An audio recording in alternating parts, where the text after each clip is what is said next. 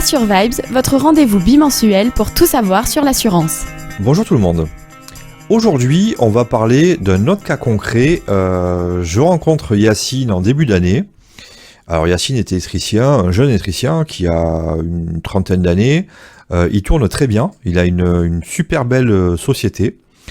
Et puis Yacine, quand on fait son bilan, il me dit écoute, moi j'ai un compte courant de société où il y a des sous dessus, je sais pas du tout quoi en faire. Bon, ok, alors bon, très bien pour lui, hein. Franchement, je pense qu'il y a beaucoup d'auditeurs aujourd'hui qui se disent bah tiens, j'aimerais vraiment être comme Yacine, ou Yacine, appelle-moi, j'ai besoin de sous.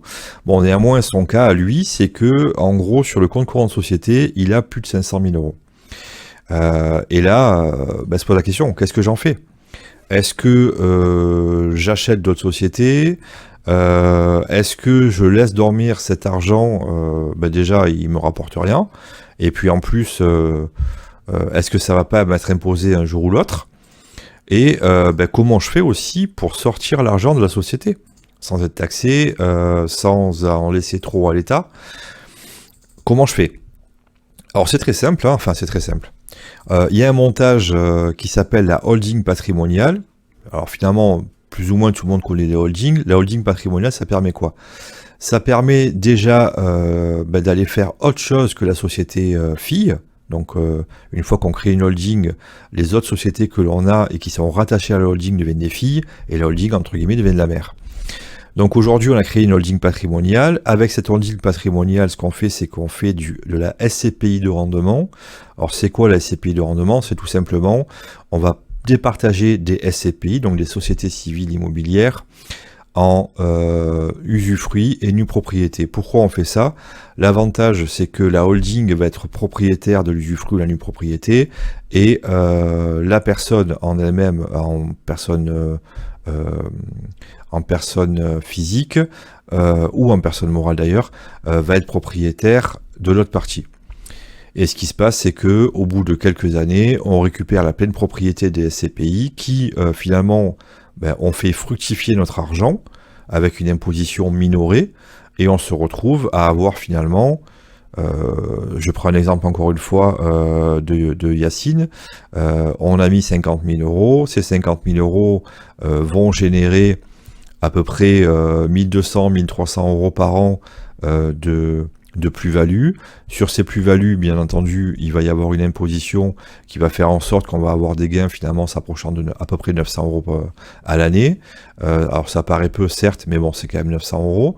Et derrière, au bout de 5 ans, il sera propriétaire en pleine propriété de SCPI qui valent finalement plus de 200 000 euros. Donc voilà le montant, le premier montage, on va dire la holding patrimoniale. On y reviendra plus longuement. Pourquoi c'est intéressant? Pour plusieurs raisons.